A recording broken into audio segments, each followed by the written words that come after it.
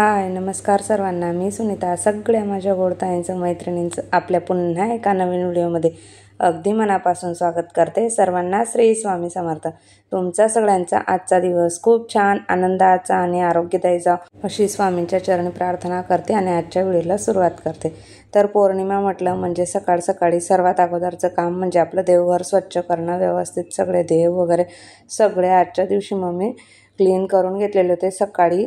आणि त्यानंतर मग परत आपल्या आजच्या दिवशी पौर्णिमेच्या दिवशी सत्यनारायणाची माझी पूजा पण असते आणि वटपौर्णिमा पण येऊन गेली. तर मग सकाळी म्हटलं चला आता सर्वात अगोदर देव वगैरे स्वच्छ करून अगोदर दिवा वगैरे लावून देवघरातलं सगळं आवरून घेते आणि बाकीची जी कामं आहेत ते नंतर मग होतच राहतील. तसं तर 11:30ला लागणार होती पौर्णिमा. तर मग पूजेसाठी 12:01लाच जाणार होतो. तर सर्वात अगोदर आपला देवघरातला जो मंगल कलश असतो तर तो पौर्णिमेच्या दिवशी व्यवस्थित सगळं घासून वगैरे स्वच्छ करून त्याची स्थापना आपल्याला पौर्णिमेच्या दिवशी मंगळवारी किंवा गुरुवारी करतात. तर आता आणि त्याच्यावरचा जो नारळ आहे तो जर बदलायचा असेल तर मग तो पौर्णिमेच्या दिवशी किंवा मंगळवारी गुरुवारी बदलून घ्यायचा. जर नारळाला तडा वगैरे गेला असेल किंवा नारळ सुकलं असेल तर मग सर्वात अगोदर दिवा लावून घेतला आणि मग मंगल कलशाची स्थापना करून घेतली देवघरामध्ये. आणि मी स्वामींसाठी आणि बाळकृष्णासाठी घरी मस्त पांढऱ्या कलरचे शुभ्र वस्त्र शिवून घेतले होते, म्हणजे स्वामींची शाल आणि बाळकृष्णाचा ड्रेस. तर तो घातलाच गेलेला नव्हता. म्हटलं चला आज पौर्णिमेच्या मुहूर्तावरती मस्त देवांना छान छान व्हाईट शुभ्र असे वस्त्र घालून घेऊ. तर आजच्या दिवशी मी ते घातलेले होते आणि मस्त सगळ्या देवांची पूजा वगैरे करून घेतली. अगोदर स्वामींना घातलेली होती शाल आणि मग त्यानंतर मग बाळकृष्णाला. तर जरा मोठा झाला ड्रेस पण खूप छान वाटत होता आणि मंदिर तर खूप छान वाटत होतं. तर ज्या वेळेस आपण काही विशेष कार्य काही असलं आपल्या घरामध्ये तर अशा प्रकारे सगळं मंदिर व्यवस्थित करून आणि ज्या वेळेला क्लिनिंग झाल्यानंतर देवपूजा वगैरे करतो ना तर खूप मनाला समाधान वाटतं आणि फ्रेश मस्त वाटतं घरामध्ये आणि प्रसन्न असं वातावरण वाटतं. तर मग सगळ्या देवांची इथे स्थापना वगैरे करून घेतलेली होती. तर आपल्या देवघरामध्ये जे आपण कलशाच्या खाली किंवा ज्या कवड्या वगैरे आपण पूजतो त्यांच्या खालीचे ठेवलेले तांदूळ आणि ह्या ज्या उरतणी आहेत त्यांच्यामध्ये जे सप्तधान्य भरलेलं असतं, अन्नपूर्णा माता जे आपण तांदळावर ठेवलेले असते, तर हे सगळे जे तांदूळ असतात ना ते पौर्णिमेच्या दिवशी आपल्याला बदलून घ्यायचे असतात. आधीचे जे तांदूळ असतात ते आपल्या दळण वगैरे दळतो त्याच्यामध्ये टाकून दिले तरी पण चालतात, नाही तर मग याच्यात टाकून द्यायचे पक्ष्यांना वगैरे खायला.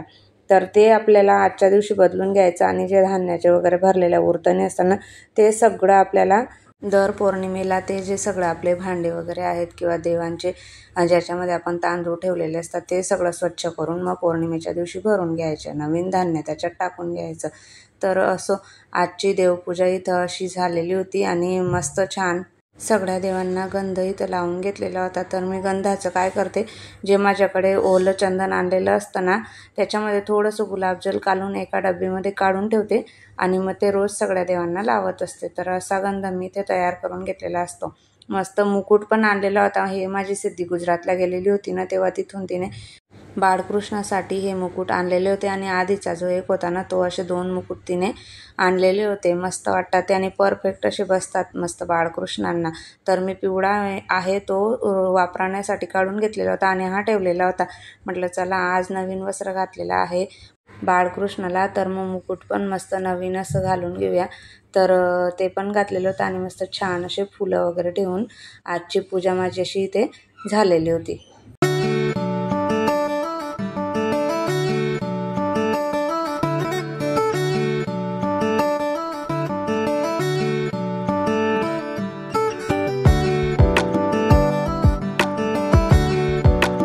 तर त्यानंतर मग आपल्याला सर्वात महत्त्वाचं पौर्णिमेच्या दिवशी करायचं काम ते म्हणजे हळदीचं लेपन.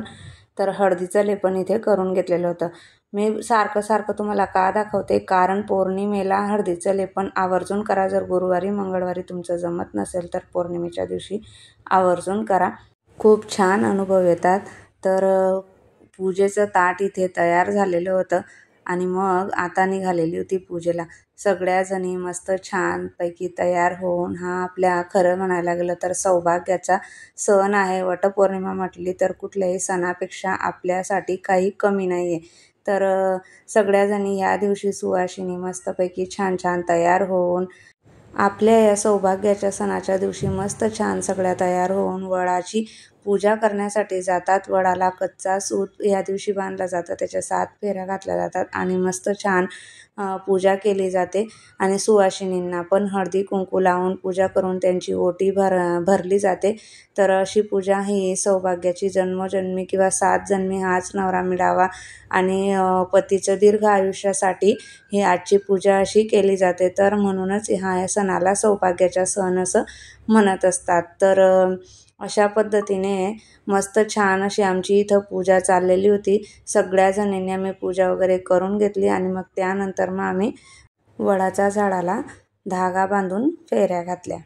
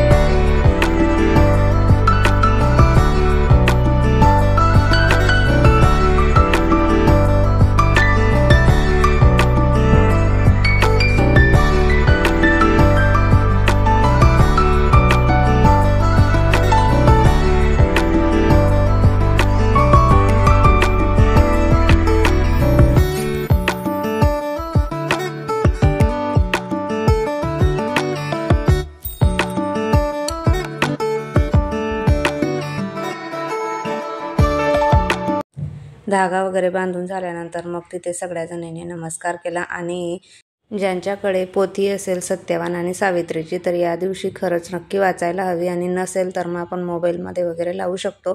तर सत्यवानाचे प्राण जसे सावित्रीने यमाकडून आणले होते तर ती कथा आपण या दिवशी नक्की वाचायला हवी. तर असो इथं आमचं सगळी पूजा वगैरे झाल्यानंतर मग आपला जो सुवासिनींचा मान असतो हळदी कुंकू करणं आणि ओटी वगैरे भरून घेणं एकमेकांना. तर आणि सध्या तर सगळ्यांचं कसं असतं सणाला कुठलाही सण म्हटला तर मग फोटो वगैरे शूट येतच. तर ते इथं सगळ्यांचं चालू होतं फोटो काढणं किंवा ओटी भरणं. सगळ्याजणी सणानिमित्तच छान छान तयार झालेल्या असतात. तर मग एक आठवण म्हणून फोटो वगैरे काढतच असतात. तर हळदी कुंकू वगैरे लावून झाल्यानंतर मग ओटी वगैरे भरून घेतली. तर असा आमचा हा आजचा सुवासिनींचा सण आजचा साजरा केलेला होता आम्ही. आणि सगळ्याजणी ज्यावेळेस सणानिमित्तच एकत्र येतात, नाही तर कोणी काही कुणाकडे म्हणजे एवढं जाणं येणं होत नाही, तर सणाच्या वेळेसच सगळ्याजणी भेटत असतात आपल्याला. तर चला पूजा वगैरे झालेली होती आणि मग त्यानंतर घरी आलो होतो आणि घरी आल्यानंतर मग पौर्णिमा होती. तर मग पूजा मांडायची माझी राहिलेली होती सत्यनारायणाची. तर सत्यनारायणाची जी पूजा आहे ती मी सकाळीच मांडून घेते, पण आज अशी पौर्णिमा उशिरा लागणार होती 11:30ला. म्हटलं चला सगळी पूजा वगैरे झाल्यानंतर मग निवांत आपण पूजा मांडून घेऊ. त्यासाठी मग काही मांडलेली नव्हती. सकाळी पूजा करून आल्यानंतर मग मी 1:30-2 नंतरच पूजा मांडून घेतली.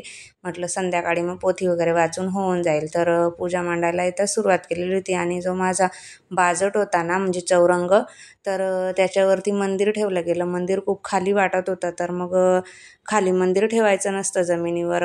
म्हटलं चला आता, आणि तो चौरंग जो आहे तो एकच आहे, तर आजच्या दिवशी मला मग पाटावरतीच अशी खाली पूजा मांडावी लागलेली होती. तर म्हटलं जाऊ द्या, नेक्स्ट टाईम जेव्हा आपली पौर्णिमा येईल ना तेव्हा साधा आपला रेडीमेडवाला चौरंग जो आहे तो घेऊन येईल. आता एवढी वेळेस ह्या पौर्णिमेला पाटावरती जी पूजा आहे ती मांडून घेते. चौरंग हा बनवून घेतलेला होता मी, हा जरा मजबूत आहे. रेडीमेड वस्तूचं कसं असतं एवढी गॅरंटी नसते आणि टिकाऊ नसतात वस्तू, पण म्हटलं जाऊ द्या मांडून घेतली सगळी पूजा, कुलदेवतेची पण हळदी कुंकू वगैरे लावून पूजा करून घेतली. आणि आता त्यानंतरचं काम होतं रांगोळी वगैरे काढून घेणं. पूजा मांडून झाल्यावरच मी रांगोळी काढते, कारण कसं पूजा मांडताना इकडे तिकडे झालं तर मग रांगोळी पुसली जाते. तर शेवटीच मग रांगोळी पाडत असते. तर असो आजची ही अशी सत्यनारायणाची पूजा इथं मांडून झालेली होती माझी. मध्यभागी बाळकृष्ण होते. डिशमध्ये तांदूळ घेऊन मग त्याच्यामध्ये बाळकृष्ण ठेवलेले होते. तर हे सगळं झाल्यानंतर मग राहिलेलं होतं अन्नपूर्णा मातेची पूजा. तर स्वस्तिक इथं गॅसवरती आजच्या दिवशी स्वस्तिक मग काढून घेत असते. तर स्वस्तिक काढून घेतलं. दर शुक्रवारी आपल्याला आपल्या अन्नपूर्णा मातेची पूजा जी आहे ती करून घ्यायची असते, किंवा रोज केली तरी पण चालते.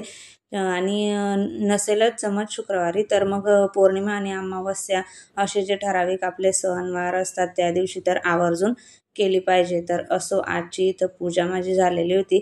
तर तुम्हाला आजचा व्हिडिओ कसा वाटला मला कमेंट करून नक्की सांगा. आणि सोबतच व्हिडिओ आवडला असेल तर नेहमीप्रमाणे व्हिडिओला लाईक करा, शेअर करा. चॅनलवर तुम्ही नवीन असाल तर प्लीज आपल्या चॅनलला सबस्क्राईब करा. भेटूया पुन्हा आपल्या अशाच एका नवीन व्हिडिओसह.